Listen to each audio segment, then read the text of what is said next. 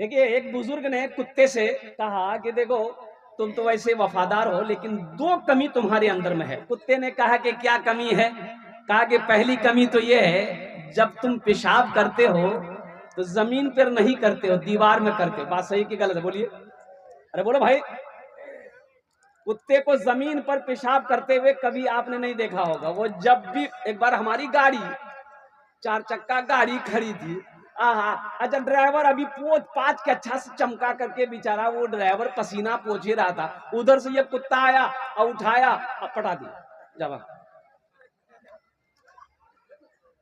ओ कुत्ता दीवार में। वो बुजुर्ग कहने लगे, तुम्हारी पहली पहली कमी यह है कि तुम दीवार में पेशाब करते हो।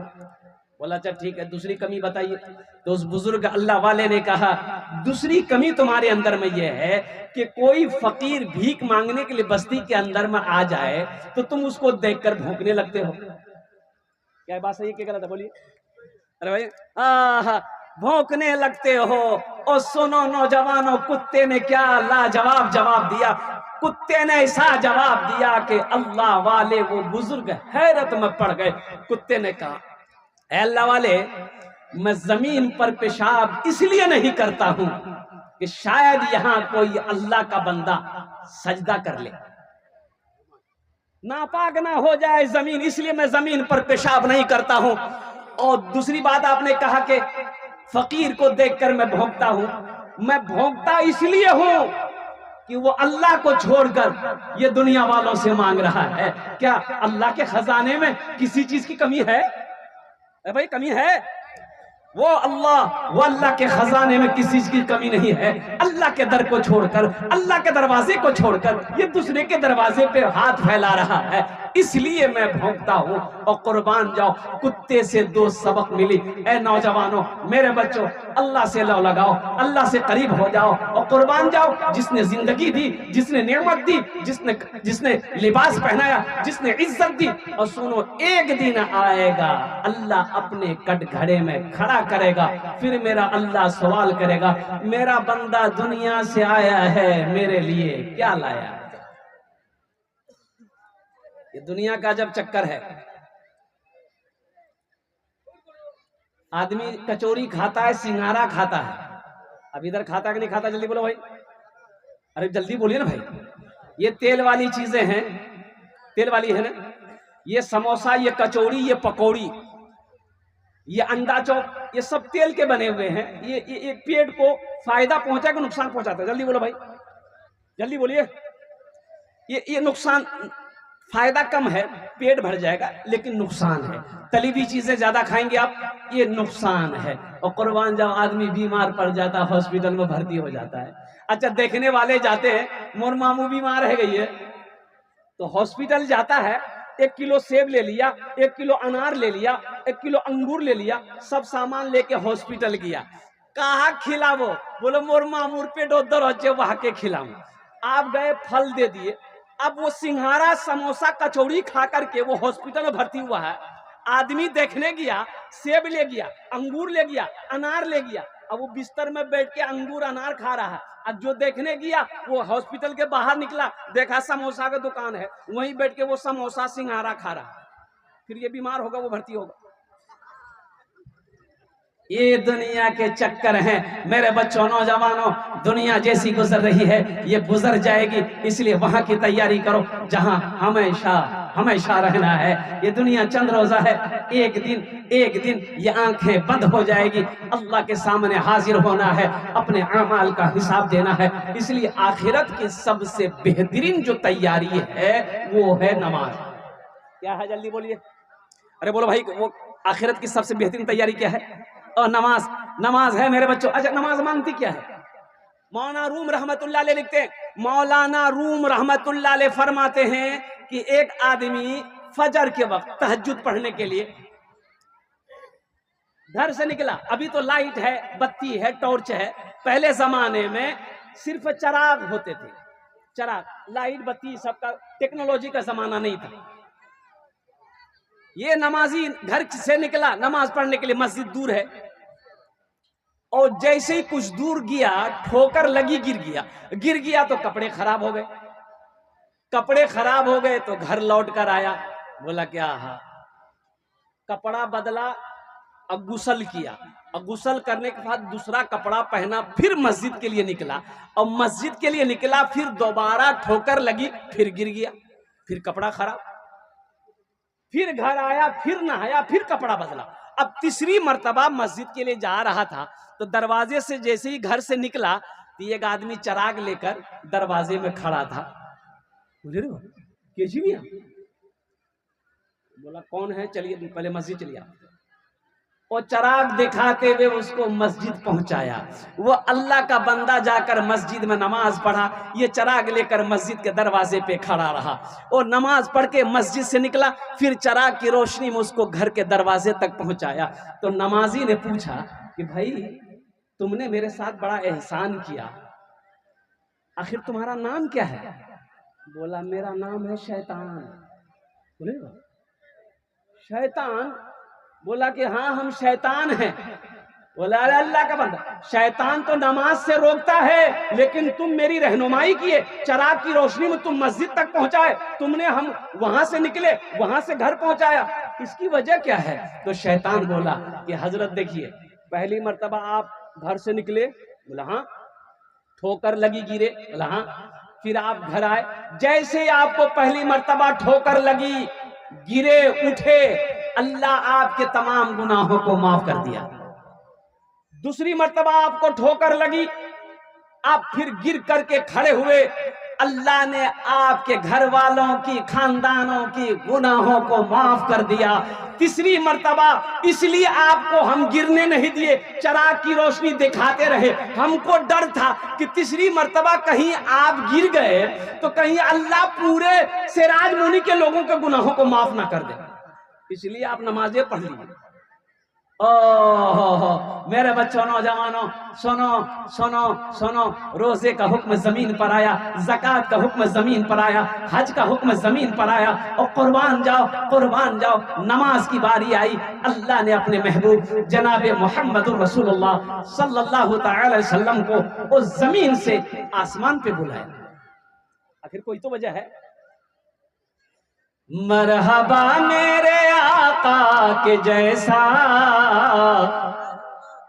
कोई दुनिया में आया नहीं है, मरहबा मेरे आका के जैसा कोई दुनिया में आया नहीं है, मरहबा मेरे आका के जैसा कोई दुनिया में आया नहीं है, अर्श पे रब ने उनके अलावा और किसी को बुलाया नहीं है, अर्श पे रब ने उनके अलावा और किसी को बुलाया नहीं है।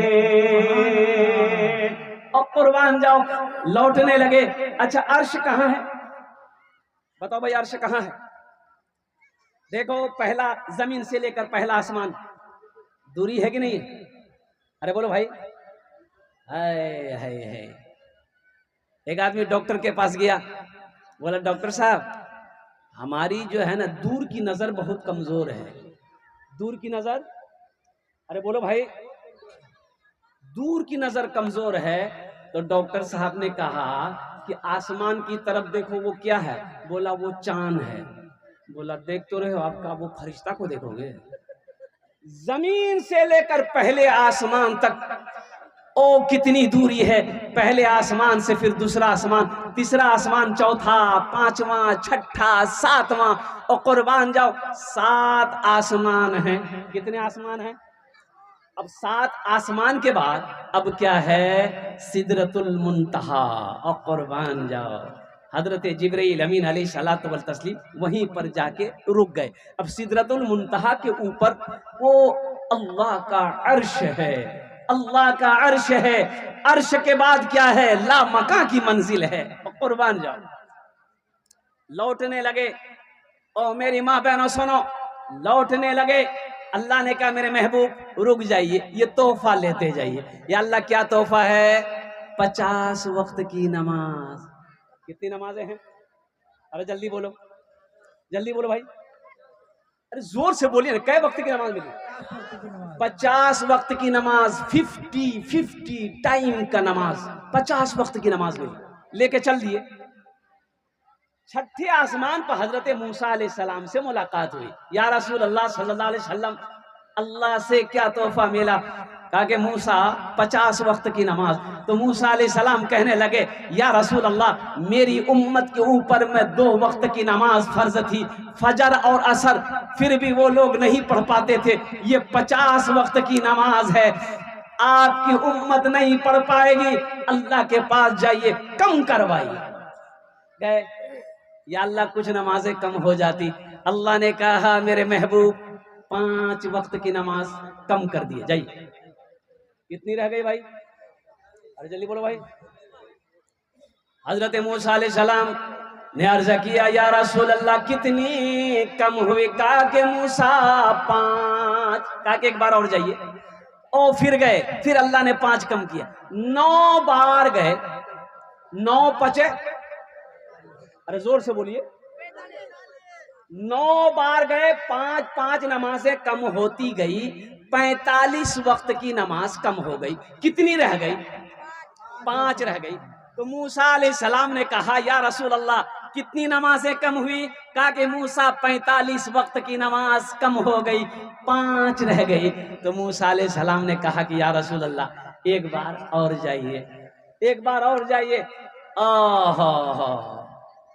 आपने फरमाया, मूसा अब मैं नमाज कम करने के लिए अपने अल्लाह के पास नहीं जाऊंगा, मुझे शर्म आ रही है। बहुत सारे लोग सोच रहे होंगे जो नमाज नहीं पढ़ते हैं, क्या एक बार आज चले गए तुमसे मिले को तुमसे। आपने फरमाया, मूसा मुझे शर्म आ रही है, मैं अपने अल्लाह के पास में नमाज कम कराने के लिए अब नहीं जाऊंगा, मैं पढ़ूंगा, मेरी उम्मत पढ़ेगी। अल्लाह ने इस गुफ्तगू को सुना, मेरा अल्लाह ने ऐलान किया, मेरे महबूब मेरा कौल पक्का है, मेरा वादा सच्चा है, मेरे महबूब मैंने 50 वक्त की नमाज फर्ज की, मैंने कम करके 5 वक्त की नमाज रह गई है। ए मेरे हबीब, मेरे महबूब, जो भी आपकी उम्मत, जो भी मेरा बंदा, जो भी मेरी बंदी 5 वक्त की नमाज पढ़े, मैं उसे 50 वक्त नमाज पढ़ने का सवाब अता करूंगा। 5 पढ़ो, कितने वक्त के सवाब मिलेगा? जोर से बोलिए, 5 पढ़िए, कै वक्त की नमाज पर सवाब मिलेगा? ओ मेरी माँ बहनों, 5 नमाज पढ़े लोग, 50 वक्त की नमाज पढ़ने का सवाब, 50 वक्त नमाज पढ़ने का सवाब। मरने के बाद कब्र में नमाज पढ़ने की इजाजत नहीं है, रोजा रखने की इजाजत नहीं है, कुरान पढ़ने की इजाजत नहीं, और कुर्बान जाओ, मौका नहीं मिलेगा। जो करना है यहाँ करो, मरने के बाद फिर किसे मौका मिलेगा? नमाज के बोलो ना, नमाज के बोलो ना, नमाज के बोलो ना, काज आछे, काज के बोलो आमार नामाज आछे, काज के बोलो आमार नामाज आछे। काज कोरे हो जावे, काम बाद में हो जाएगा, खाना बनाना बाद में बना लेंगे, रोटी बनानी बाद में बना लेंगे, और कुर्बान जाओ, पहले नमाज का वक्त हो गया है, पहले नमाज तो पढ़ लो। एक कमी और बता दूं, एक नौजवान ने कहा कि हजरत मेरी बीवी नमाज नहीं पढ़ती है। हमने कहा अच्छा, प्यार से समझाओ, मोहब्बत से समझाओ, नमाज पढ़ेगी। बोले नहीं पढ़ती है। हमने कहा कि तुम पढ़ते हो? बोला नहीं, हम नहीं पढ़ते। तुम नहीं पढ़ते हो, अब मोगी को बोलोगे नमाज पढ़ने के लिए, वो नमाज पढ़ेगी? बेलने लगे माथा मारेगी कि पहले ती पढ़वा जानी, पहले मर्दों को पढ़ना होगा ना, पहले आप नमाजी बनो, फिर बीवी को बोलो, फिर बच्चों को बोलो। हम खुद क्या कहते हैं कि नमाज नहीं पढ़ रहे हैं, हम मस्जिद से खुद दूर हैं, बीवी को कहेंगे नमाज पढ़ने के लिए, बात असर नहीं करेगी। हम बेनमाजी हैं, बच्चा को बोलेंगे नमाज पढ़ने के लिए, बेटा बोलेगा बताइए बुढ़वा हो के नमाज नहीं पढ़ रहा, हमको बच्चा बोलता नमाज पढ़। मेरे बच्चों, नौजवानों, हाय हाय हाय, मायूस नजर आते हैं मस्जिद के मनारे, आते ही नहीं कोई मुअज्जन के पुकारे। अच्छा एक बार बता गया, जोहर में 10 आदमी, जोहर में कितना आदमी है? अरे जल्दी बोलो ना भाई, 10 आदमी। जोहरे को तो आदमी, अरे जोर से बोलो भाई, 10 आदमी। असर में 8 आदमी, मगरिब में 7 आदमी, इशा में 4 आदमी, फजर में ये को नहीं, ये गया कहां? ये कहां गया है? मुसलमान कहां गए? 4 वक्त की नमाज है कि 5 वक्त की नमाज है? जल्दी बोलो भाई। एक नौजवान से मैंने पूछा कि बेटा नमाज पढ़ लो, बोला आज कौन दिन छे? हम लोग कौन दिन छे? मंगल छे। बोला ना खाली में जुमा पढ़ो। ओ फजर जोहर असर मगरिब इशा कौन पढ़ेगा? बोला मोर बाप पढ़ो। बाप जन्नत में जाएगा, माँ जन्नत में जाएगी, और कुर्बान जाओ नौजवान हो तुम जन्नत में नहीं जाएगा। हो ये अफसोस का मकाम है। सुनो, अल्लाह के घर को आबाद करो, अल्लाह तेरे घर को आबाद करेगा। जहां नमाजी होगा वहां अल्लाह की रहमत उतरेगी, जहां नमाजी होगा वहां बरकत होगी। एक बात याद रखो मेरी माँ बहनों, जब नमाज अजान, जब कान में अजान की आवाज टकराए, काम छोड़ देना, वजू बनाकर मुसल्ला लेकर बिछा कर बैठ जाना, सुनो अल्लाह के याद में लग जाना। इंशाअल्लाह देखना अल्लाह यहां भी इज्जत देगा, अल्लाह वहां भी इज्जत देगा। मायूस नजर आते हैं मस्जिद के मनारे, आते ही नहीं कोई मुअज्जिन के पुकारे, आते ही नहीं कोई मुअज्जिन के पुकारे। मिंबर भी तो खामोश है, मेहराब है सुनसान, हम कैसे मुसलमान हैं, हम कैसे मुसलमान, हम कैसे मुसलमान हैं, हम कैसे मुसलमान। नाम अब्दुल गफ्फार है, खड़ा होके पेशाब करता है, अब बोलता हम जन्नत में जाएंगे। जन्नत में जाएगा? अरे बोलो भाई, नाम अब्दुल गफ्फार है, खड़ा होके पेशाब करता है, ये कोटम का नमाज नहीं पढ़ता, अब बोलता मैं जन्नत हो जाऊंगा। जाती जन्नत जा। और मुसलमानों नौजवानों, सिर्फ जुमे की नमाज नहीं, 5 वक्त की नमाज अदा करनी है। इंशाअल्लाह कितने लोग तैयार हैं? वादा करो मेरे बच्चों, पक्का वादा करना है इंशाअल्लाह। देखो ऐसा नहीं कि जलसा में आगे हाथ उठा दिए, पक्का वादा करना कि इंशाअल्लाह आज की फजर से लेकर मौत की सुबह तक इंशाअल्लाह 5 वक्त की नमाज पाबंदी के साथ पढ़ेंगे इंशाअल्लाह। कितने लोग तैयार हैं? ऐ ज़माने के तलबगार नमाजी बन जा, ऐ ज़माने के तलबगार नमाजी बन जा। मालो दौलत है ये बेकार, नमाजी बन जा। मस्जिदे बाबरी हर लम्हा सदा देती है, अब ना टूटे कोई मीनार, नमाजी बन जा। अब ना टूटे कोई मीनार, नमाजी बन जा। इसलिए मेरे बच्चों नौजवानों, नमाजों की पाबंदी करो। देखो हम ये नहीं कहते आप तस्बीह लेकर मस्जिद में बैठ जाओ, कारोबार छोड़ दो, बिजनेस छोड़ दो, खेती बाड़ी छोड़ दो, नहीं नहीं, काम नहीं छोड़ना। तिजारत करते हो, कारोबार करते हो, जहां टाइम मिले वहां नमाज पढ़ लो। दुकान में वक्त मिला वही नमाज पढ़ लो, खेत में वक्त मिला खेत में नमाज पढ़ लो। हाँ, मोहल्ले में हो, अजान मस्जिद में हो रही है, जमात के साथ नमाज पढ़ो। औरतें अपने घर में नमाज पढ़े और कुर्बान जाओ, फिर देखना यहाँ भी अल्लाह का इनाम है। मरने के बाद अल्लाह जो इनाम देगा वो जन्नतुल फिरदौस होगा। इंशाअल्लाह जितने लोग यहाँ पर बैठे हैं सबका घर होगा। अरे बोलो भाई, घर है ना सबका? कोई ऐसा है जिसका घर ना हो? सबका घर है। अच्छा, यहाँ घर बना लिया अल्हम्दुलिल्लाह माशाअल्लाह। मैं दुआ करता हूँ कि अल्लाह जिसके पास घर ना हो, अल्लाह उसका भी घर बना दे, इसलिए कि इस दुनिया में एक आशियाने की जरूरत है, सर छुपाने की जरूरत है। घर में बेटी है, घर में बीवी है, माँ है और बहन है, उनके सर छुपाने के लिए जगह चाहिए। लेकिन मेरे बच्चों कितने दिन रहना है यहाँ, कितने दिन रहना है? 60 साल, 70 साल, 80 साल, 90 साल, 100 साल, 150 साल, 200 साल। 200 साल नहीं, कांटा नहीं जावे। अरे बोलो कांटा जावे, कांटा 200 साल तक नहीं जावे। यहाँ तो 60, 70, 80 में चारपाई पकड़ लेता है। और ज्यादा बेटा को बोलिएगा बेटा मोर तबियत बहुत खराब है, जल्दी हॉस्पिटल ले चल। बेटा अगर कटिहार लेके चला गया, प्राइवेट हॉस्पिटल में भर्ती कर दिया पूर्णिया में, तो जमीन बेचनी पड़ेगी। अगर सरकारी हॉस्पिटल में भर्ती किया तो डॉक्टर आपको पहुंचा देगा, जा वही जाना आराम करो होती। और कुर्बान जाओ कितने साल? 60 साल, 70 साल, 80 साल, 90 साल यहाँ रहना है। मुसलमानों यहाँ घर बना लिए, 1 मंजिला, 2 मंजिला, 3 मंजिला, जो जैसा भी हो मकान बना लिया। और कुर्बान जाओ, अब वहां कितने दिन रहना है? अरे बोलो भाई, हमेशा वहीं रहना है, वहां से नहीं आना।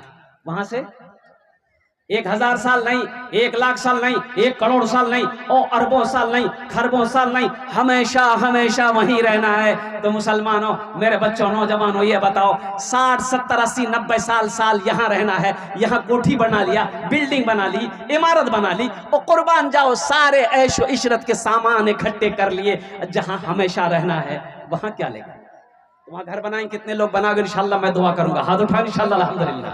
है क्यों आए थे इस दुनिया में, क्यों आए थे इस दुनिया में, जाना है मालूम नहीं। क्यों आए थे इस दुनिया में, जाना है मालूम नहीं। सामाने सफर सब ठीक करो, कब होगा सफर मालूम नहीं। क्यों आए थे इस दुनिया में? अच्छा बताओ, दिल्ली जाते हैं, बंबई जाते हैं, टिकट कितना दिन पहले बुक करवाते हैं? अरे बोलो भाई, 15 दिन, 1 महीना, 2 महीना पहले। क्यों क्यों क्यों? इसलिए कि सीट बुक हो जाए। जिस दिन मेरा सफर हो मुंबई का, टेंशन ना हो, मैंने 2 महीना पहले टिकट बनाया है। आएंगे, गाड़ी खड़ी होगी बारसोई स्टेशन में, चादर बिछाएंगे, एक चादर ओढ़ेंगे, सोकर चले जाएंगे। टीटी आएगी, वो जगाएगा, सर टिकट। आप मोबाइल निकालोगे, उसे दिखाओगे, टीटी देखेगा, सो जाओ सर, सो जाइए। टीटी समझ गए किसके पास टिकट है, ये कंफर्म टिकट है, इसी की सीट है, 2 महीना पहले टिकट बनाया। अच्छा, एक आदमी वो है, अच्छा बंबई जाना छे 2 महीना पहले, तो भाई टिकट बने लेनी रो बना, काल काल काल काल बने लो। कल भी किया, कल काल बने ले, बोला काल बने लो। अरे भैया टाइम छे ना, अभी 2 महीना छे, 2 महीना छे। और कुर्बान जाओ, वक्त गुजरता गया, गुजरता गया, गुजरता गया। आखिर अब कल सफर करना, अब करना की है? बोला अच्छा जनरल टिकट ले लूं, सीट तो है जावे, ट्रेन है जावे मिला। ओ जनरल टिकट लेकर बताओ, स्लीपर में जाकर सोएगा, एसी में जाकर सोएगा, वो मार खाएगा कि नहीं खाएगा? बोलो, अरे बोलो भाई। वो किसी की सीट पे सो सकता है? एलाओ नहीं, वो जिसकी सीट है उसको छोड़ना पड़ेगा। एक जनरल बोगी में, देखिए जनरल बोगी में सोने के अलावा नहीं है, आप बैठ सकते हैं। बोले बात सही कि गलत? जल्दी बोलिए। बैठ सकते हैं, हाँ, सीट खाली है तो फिर सो जाइए, लेकिन आदमी आ गया तो आपको उठ के बैठना पड़ेगा। एक आदमी सोया हुआ था, गाड़ी खाली थी, अब वो किशनगंज से आ रहा था, गाड़ी खाली थी, सो गया जनरल सीट में। तो बारसोई में गाड़ी रुकी तो कुछ लोग चढ़े, तो बोला कि भाई उठ के बैठो, जनरल बोगी है, बैठने दो। तो उसको बोला सोने वाला आदमी, तुम जानती हो हम कौन हैं? बोला रे बाप, लगता कोई बदमाश है। बोला ठीक ठीक ठीक। वो आदमी दूसरे बोगी में चला गया, और दूसरे स्टेशन में गाड़ी रोकी, फिर कुछ लोग चढ़ा, वो भी बोला कि भाई उठो, जनरल बोगी है, बैठने दो। उसको भी बोला ती जानो मी के जी, लगता है कोई नेता होता है। बोला ठीक है, सुते जाती सुते। तीसरे स्टेशन में जब गाड़ी रुकी, फिर कुछ लोग चढ़े, तो उन लोगों ने भी कहा कि भाई ये तो तरीका नहीं है, ये जनरल बोगी है, स्लीपर नहीं है, एसी नहीं है, आप उठ के बैठिए। तो उसको भी वही डायलॉग मारा, तुम पहचानते हो हमको, हम कौन है? तो उसमें से एक आदमी टेटिया था, पूछिए लिया कौन हो? बोला हम बीमार हैं। बोला तो ठीक है सो जाओ। मी बीमार जी। बोले तो ती सूते जाती है।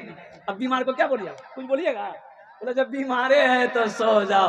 ओ मेरे बच्चों, नौजवानों, और सुनो सुनो, ढेर चालाकी मत करो, अभी तो हम जवान हैं, ना जाने कितने नौजवान चले गए। और ढेर चालाकी मत करो, अभी तो हमारी उम्र 20-22 साल 25 साल है, अभी तो हमें अभी अभी और जीना है। और कुर्बान जाओ, ना जाने कितने नौजवान चले गए। अभी तो 3 दिन पहले की बात है, 3 नौजवान स्पोर्ट डेट, जिसकी उम्र 18 से 22 साल, मोटरसाइकिल पे तीनों सवार जा रहा था, उधर से एक हाईवा आया और ऐसी टक्कर मारी, कुर्बान जाओ, तीनों नौजवान स्पोर्ट डेट हुए। मेरे बच्चों, जिंदगी का कोई भरोसा नहीं है, ये कब आंखें बंद हो जाए, कब सांसें रुक जाए। इसलिए जितनी जल्दी हो सके यहां रह के वहां की तैयारी करना है, जहां हमेशा हमेशा रहना है। इंशाल्लाह करेंगे, हाथ उठाओ, इंशाल्लाह मैं दुआ करूंगा।